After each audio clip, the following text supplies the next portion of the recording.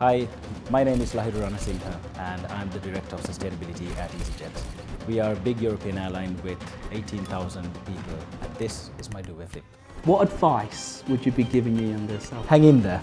Your late teens, early 20s, you've got this view of, I need to have my life sorted out now. In reality, that's not the way life works. Apply for a number of opportunities, right? You do have to plug away till you finally get that yes. Did you always want to be a director? It wasn't even on the plan this time last year. What's your duvet flip? What gets you out of bed in the morning to flip the duvet?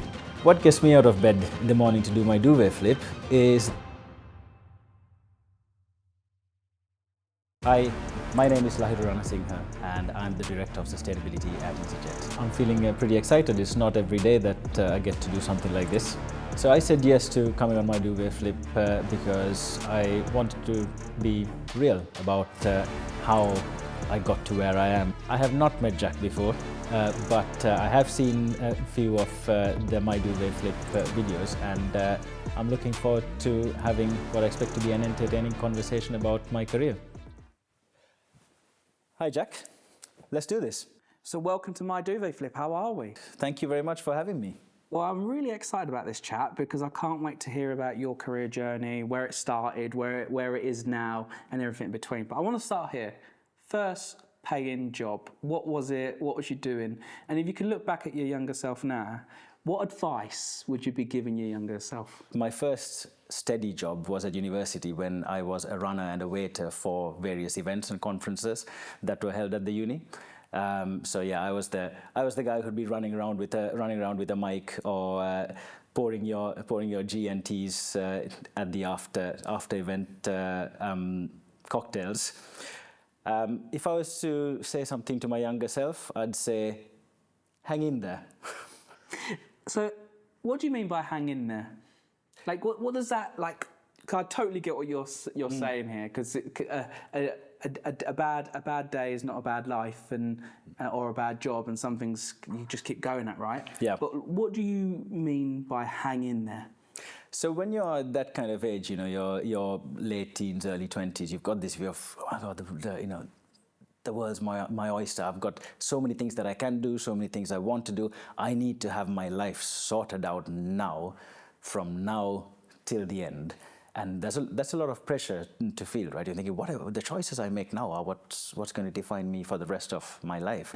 Whereas in reality, that's not the way life works. It's not linear. It goes all over the place. And you have that classic question, that classic interview question that we ask grads especially, of where do you see yourself in 10 years' time? If I answered that question 10 years ago, actually the job that I'm doing now didn't even exist at that point in time.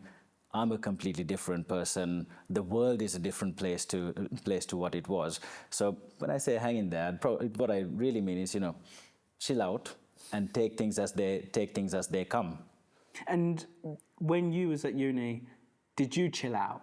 Or was you kind of, I want everything figured out, I want a plan, I know where the world's going, as you do when you're young, right? You think you know everything, and then you get into the world of work and you realise actually you know very little, and you've got to learn from those around you. Yeah, I was strung like a banjo. I was very, very highly strung. I thought, yeah, I've had these great opportunities to get an education, etc. My parents have done so much to give me this chance. I need to make sure my life is sorted. And I thought I had a plan, but that plan went from plan A to B to C to whatever it is right now pretty quickly. And did you think that you would be where you are today when you did? Was what you're doing right now ever part of the plan when you were just about to leave uni? Nope. To be honest, even the position that I'm in now, it wasn't even on the plan this time last year. To be really honest, so it was very much. I always had a theme because I always worked in aviation. I loved aviation. I loved aeroplanes. I was that geeky kid who had posters of aeroplanes on my wall when I was little and so on. So that theme has continued. But what I've been doing in aviation has changed over the years based on the opportunities, but also based on my interests and what drives me and what gives me a purpose. I really like what you said there. You don't always need to have a plan, but have a theme. Because that theme will then direct you to create the plan, right? Yeah. And whether that plan is a 30-day plan, a year plan, or 10 years plan, as I tell you to put together, at least you've got a theme to focus towards. Is there any jobs that you did that you just didn't enjoy? And how did you end up getting from one job to the next? And like, because your progression's been from, hasn't it? Like, you've kind of grown and now you're in the role. We're going to talk about the role that you do right now, which is in fact fantastic. But how did you, like, your first couple of jobs, did you always want to be a director? Did you always want to get to leading a team? Like, where did you see yourself? And like, how did that come about? So to be honest, none of the above. Because when I left uni, exactly as you said, you leave uni thinking that you know the world, you know what you're going to do, and I say, okay, I'm going to be an engineer, and I'm going to design and build aeroplanes for the rest of my life. Very soon into starting work as an engineer, I quite quickly had the feeling that it's not for me. I mean, engineering is a fantastic discipline. There are also very, very smart people doing it, but not everything is right for everyone.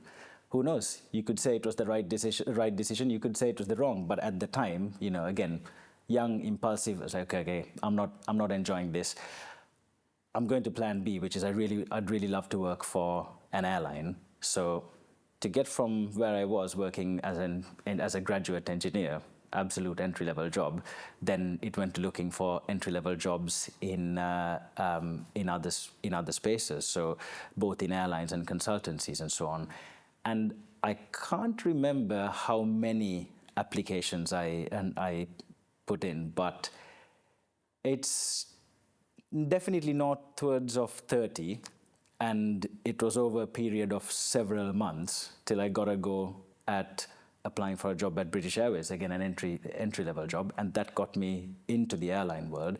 And quite immediately I realized that it's a different feeling, it's a different vibe. I like the fact that things are moving much faster. There was a lot more uncertainty around things. You just had to get things done. So it was something that fitted my personality and the way I thought much better. But from then onwards, it was not really, I never set out to say, okay, I'm going to be a CEO or I'm going to be a director or anything like that.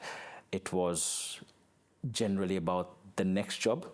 So I started off working at British Airways as a commercial analyst, so doing all the Excel work to support the sales team. Then it was a case of, well, the cool job in an airline is network planning. It's figuring out where you fly, when you fly, the aircraft you fly, etc. So I had an eye on that, and when a job opportunity came up for that, applied, failed, didn't get the job, which at the time, that one was network planning for Africa and Middle East. Wow, can we pause there? Because for anyone who applies for a job and doesn't get it, what's your advice and tips to them? Because I think that's such an important part of your journey, is that you tried, you failed on the first go. A lot of people say, okay, the airline industry is not for me. This is not what I'm going to do. I'm going to leave. Yeah. For you, like, what did you do? Did you do that? Did you say, oh, it's not for me, I'm going to leave? Or what did you do? It was a bit like that, to be honest. But again, certain things change with kind of age and experience as well, right? At the time, I was 23, impulsive, as I said. So it was a case of, okay, engineering, I'm not feeling it. I don't think this is a job for me. So I was decisive with that. But talking about failures, right along, I've struggled to get the jobs, because you could look at let's say the last 2-3 years and say, okay, you've gone, your career has taken off. But as a university student, really struggled to get any kind of internship or placement. Loads of rejections. Same with grad schemes. Applied for many companies, big ones, some of whom I work with closely right now. Failed to get into those. Got into something. again, from British Airways onwards as well, and even moving in my last company move from Virgin Atlantic to easyJet, there were several rejections, again, double digits, before I finally got the job at easyJet. So it's just, and when you get those early on, when you get those first, the first rejections, the first failures, it's quite hard to take it, especially when you're seeing, when you're part of a peer group of many people and you're seeing lots of them doing better. It's a bit of a kick in the teeth.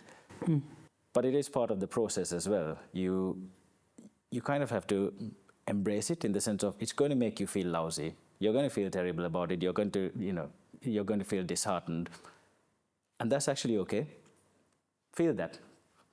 Feel disheartened, feel annoyed, feel upset, and then move on, because it is a bit of a numbers game to an extent, and you just got to keep plugging away until something breaks. And when you say it's a bit of a numbers game, what does that look like in practice? Does that mean apply for a number of jobs, go to a number of interviews, keep trying, right? Because a number of young people will come to us and say, oh, yeah, I've applied for one job. Right, yeah. One an hour, one a day. Yeah. Like, you have to apply for many jobs, right, to actually succeed. If that's really what you do, if you really want to be in the airline industry, if you really want to go and work for an airline, go and apply for a number of opportunities, right? Yeah, you got to keep plugging away. But there's also but when you say numbers game, something that a misconception sometimes is that, numbers game means I just got to fling as many applications as I possibly can. That's not what I'm saying. You do have to plug away till you finally get that yes. But make sure that you're applying for, that you're taking the application seriously. So actually do your research to make sure that what you're applying for is something that you actually want, something that you have a chance of getting as well. But also, crucially, the applications. Make sure that you spend your time and make sure that you tailor them to that job and that company, because when we are screening applications, quite often, I recruited, I did a run of recruitment earlier this year, and for one of the jobs we had something like 200 applications. They get screened, and even when you read a CV or a cover letter, in an instant you can make a judgment as to whether this person has actually put significant thought into it or not. So I'd say, rather than doing 100 half-baked applications, do the numbers, but you're much better off doing 10 focused, and then do the next 10 if it doesn't work out, and then do the next 10, which is what I've had to do, and what, if you talk to a lot of people, it's what many people have to do, because those who can get it at the first shot are definitely the minority. Absolutely, I like that. Focus on the where you want to work. Focus on doing those applications right.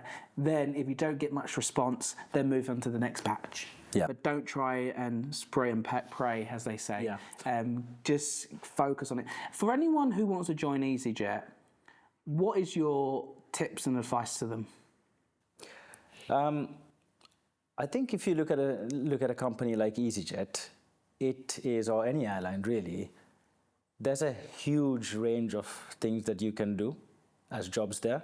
So you do need to pick some sort of a lane as well. I mean, there are different ways of getting in. If you're a grad, you could get in on the graduate scheme, and that's a fantastic way to get in, because it gives you a chance to test drive those different some of the different business areas and get a feel for where you fit in. But if not, have a feel for where you're best placed. It might be as an engineer, it might be in operations, it might be in in finance. But also there are opportunities to move within companies. So I actually started in easyJet in the corporate strategy team. Didn't have any sustainability background, no formal education in sustainability, but I was absolutely passionate about it, and my stars aligned, because I kind of hit the start of the wave where sustainability was having to become mainstream.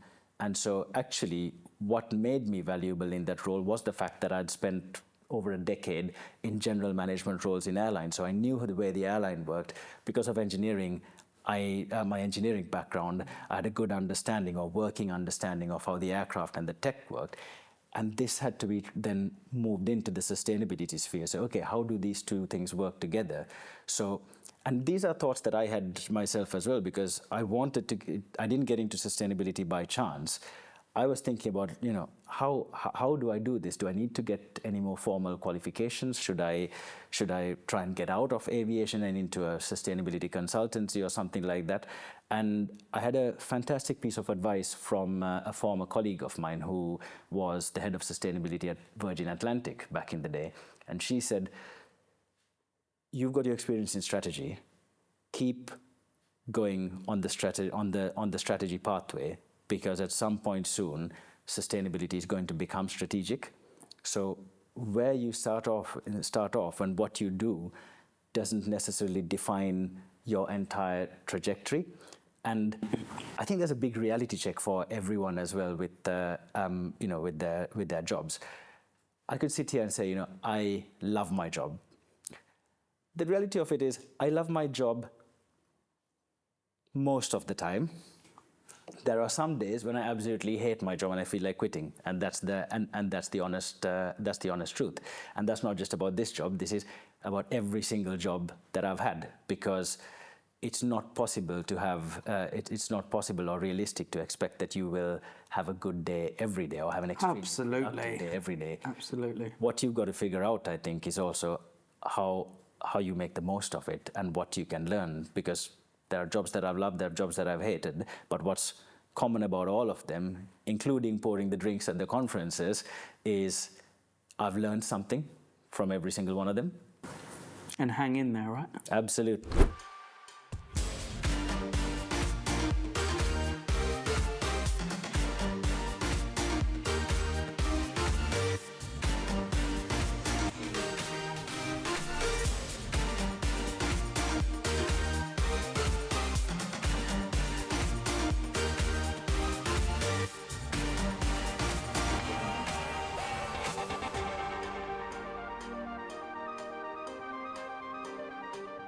So I want to talk a little bit about sustainability and what does that role include? What does it mean? What does it mean to you?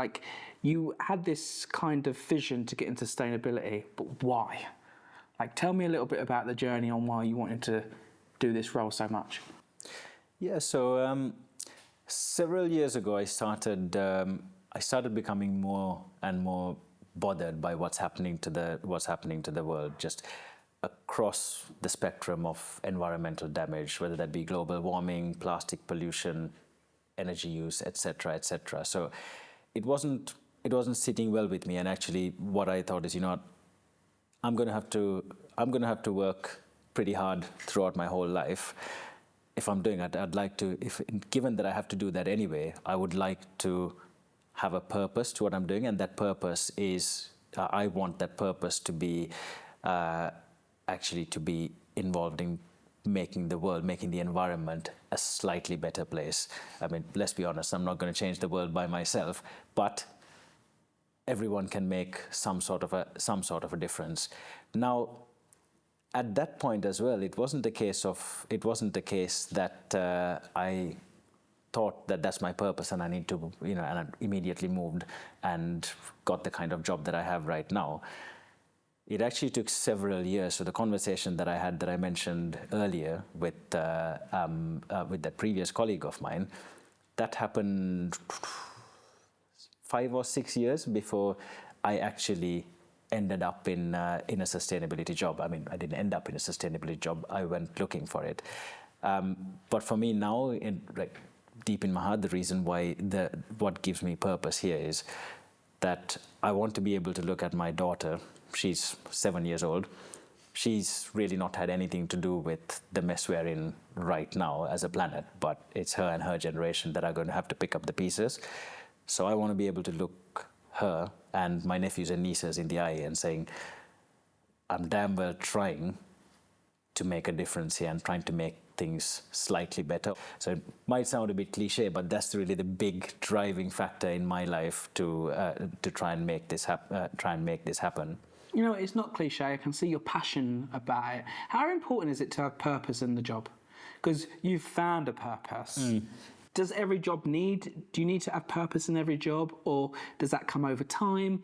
Everyone says, oh, do a job that you love and you never work in a day in your life, kind of thing, you know, that saying. Yeah. You've obviously found something that actually is very kind of, you're wearing your art on your sleeve with it, kind of thing. Yeah. And you care about it, you want to make a difference. Tell me a little bit about finding a job with purpose. Is that a thing? Can you do it early on? What's your kind of advice to people who are trying to find a job with purpose?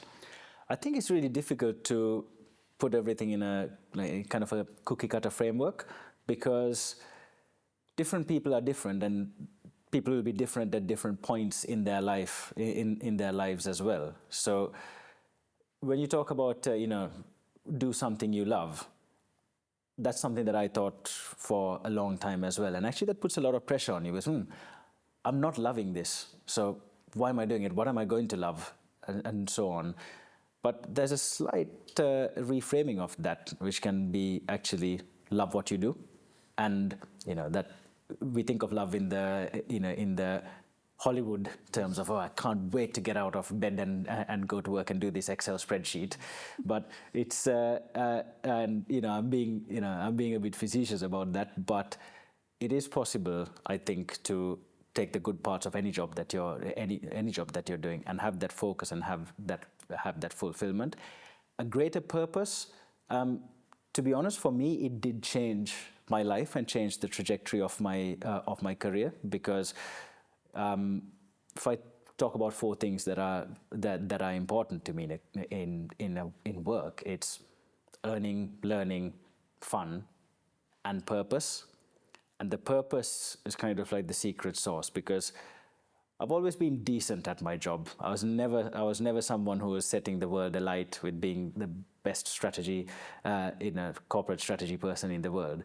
But when I started working in sustainability, and there was this greater purpose, and also in a way a greater freedom to try things out and learn, because it's a fast developing field. It's fairly new relative to other careers. So it gave me both this purpose and also this freedom to kind of test and learn and fail and try things out and try and actually change the direction or influence the direction of where things are going. So for me, it personally did make a huge difference.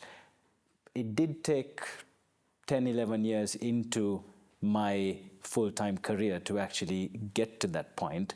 But what's interesting is even though my previous roles necessarily didn't have that really wear my heart on my sleeve and thump my chest kind of purpose, there's no way that I would have been set up to do what I'm doing now without all those experiences, without all the learning that I did during that time, without everything, all the experiences, good and bad, that helped me to get to head to where I am.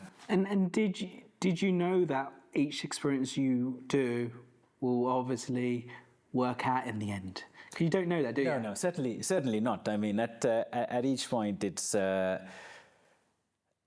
And I mean, my brother's a medic, and he asked me sometimes, how do you know when you're going for a job that's the right thing to do? So, absolutely no idea. You just apply, you try to get in, you hope for the best, and that is actually the reality of it, because some will work out, some won't, and that's been the case in my career. That's been the case in probably everyone's career. But something that I was told, again, I'm going to tell a lot of stories here, but again at Virgin Atlantic, the former CEO, a guy called Craig Krieger, he used to say, don't treat your career like medicine. And what's this guy talking about? Careers and medicine. And when he explained, what he was saying is, don't choose a career or a job just because it's good for you. Now, the word just is quite important, because you might choose a job because it's good for you, but don't make that the only reason. So actually find something that you want to do. And you asked me early on whether I had a plan, and I stuck to it. I absolutely didn't. It was always about the next step, and it wasn't the next step of, oh, I want to step up and step up and step up. It's more a case of, what do I want to do next? And I I keep paraphrasing this wonderful line from Frozen, where Frozen 2. There's this bit where there's the little troll guy and Princess Anna, and he says something along the lines of, when you don't know what the future holds, all you can do is do the next right thing. And that's something that it's probably an unlikely source of inspiration for an almost 40-year-old man, but I am a girl dad, so that should explain it. You got a 7-year-old at home, haven't you? I've got a 7-year-old, yeah. So, but that's but that really stuck with me, because that's something that in my career, it's something that subconsciously I've done. Of, okay, what do I do next, as opposed to how does what I do next set me up for what I'm going to do in 20 years' time. But also in sustainability, because we're looking at really, really long time frames. On the one hand, short if you look at it another way, but in 2025, when you say, okay, how do we aim for where we need to be in 2050? You can easily overwhelm yourself with that. And really, what you have to do, and what you can do, is control the next step and control the inputs. So that's something that stuck with me, both in terms of how I do my job and how I approach my career. I mean, that's brilliant. And anyone who wants to get into sustainability, what is your tips to them? 3 top tips, like, because it is obviously, like you said, it's not been around longer than the other kind of roles and that you could do in an airline. For anyone who wants to get into sustainability, what's your kind of go-to must-have tips that they should kind of follow to get closer to getting a role in sustainability? So I would say sustainability is something that doesn't just sit with a sustainability team. It is, we're in this transition where we as an airline, and I think in general the world, is moving sustainability mainstream. And that means that everyone in all their jobs are able to participate in some sort of activity, and by doing that, they can. And I can give you a great example, because I recently hired someone to backfill my old role, which is head of aviation sustainability at easyJet, and this person was an internal hire who comes from a finance background, but he has been talking to me about sustainability and his interest in it for the last 18 months or so, and not just talking about it, but he's also put himself forward to support us in the work that we're doing, where it overlaps with his area of expertise, which is financial risk management and so on. So he started getting some experience in a way that was appropriate for his current job, while also building his networks and starting to understand beforehand what he was trying to let himself in for. And he didn't, at the end of the day, he still didn't just get chucked into the job. We went through a massive recruitment process to select the candidate, but he shone through it, having had that real experience in the company itself. Because it can be daunting as well, and I had the same feeling when I wanted to get into sustainability of how do you do this? Do I need a formal training? Do I need to get a carbon accounting qualification? Do I need to start from scratch again? And there are many paths to do it, but I think you need to explore all the paths, because likewise I did as well. I looked at sustainability consultancies. I had a look at various courses and various master's degrees and things that I thought might help me get in there. But the easiest and, to be honest, the cheapest thing you can do if you're already in a job is figure out how you can work with your internal teams to make sustainability happen. And that can take many, many different forms. I mean, at easyJet, on the one hand, you can have sustainable aviation fuel, which is millions and millions of pounds worth of investment in changing the fuel that we use.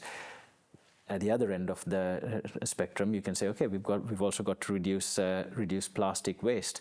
We've got to turn our engineering vehicles electric from diesel, so on. So there are many, many things that you can do to start on that journey. And once you start, you just need to keep looking. Keep going. Yeah, follow your nose and look for the opportunities to get more stuck in.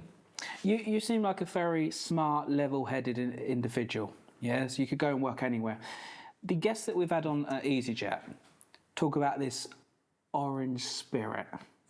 What does it mean to you? Why did you choose easyJet, and why should others choose easyJet?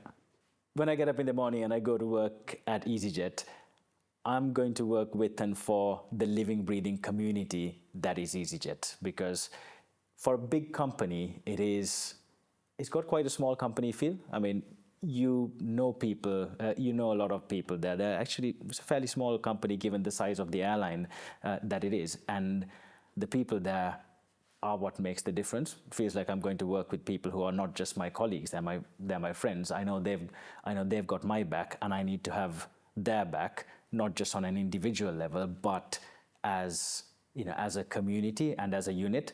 And I think that's something that's really, really special, that keeps people at easyJet and also brings people back to easyJet when they leave, because you've got a lot of people who have done that as well. Left and then come back. Yeah, absolutely. And for anyone who's tuning in today, what's one life lesson that you want to share that's really stuck with you? Something in your career that's just like you go to when it's a dark day. You know, we talked about not every day you're going to enjoy your job. Some days you will be, but you keep going and you keep going. What's something like a life lesson that's kind of really taught you about the world of work and careers?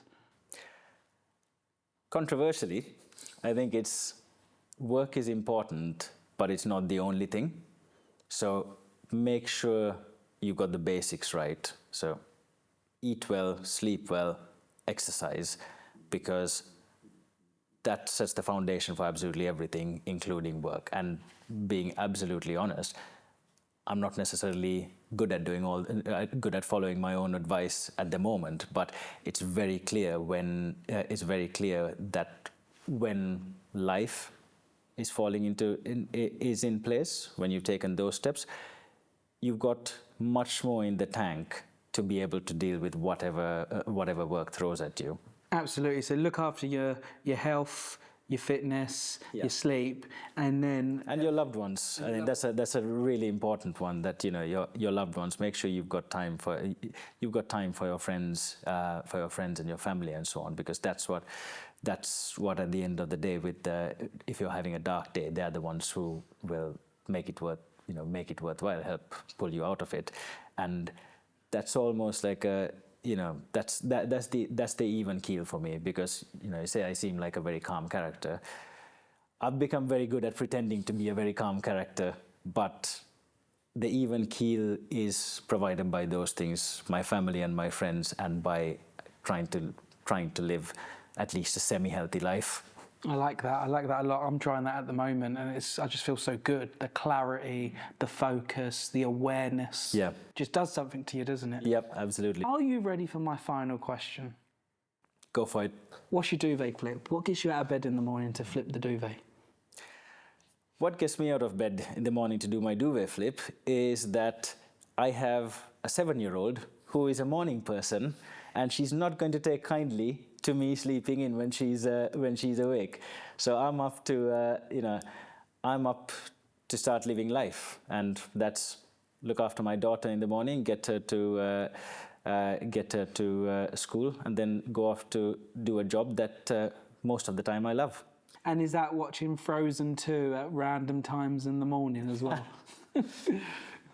Never TV in the morning. Never TV. No. Mornings for getting yourself sorted, getting out of the house and starting the day. I like that. Never TV in the morning. No. Get your day started and get going. I just want to say thank you for your energy, your kindness, for sharing your story and joining us on the show. Talk to us about your career and helping others achieve their career. So thank you. Thanks very much. It's been an absolute pleasure. And there we are.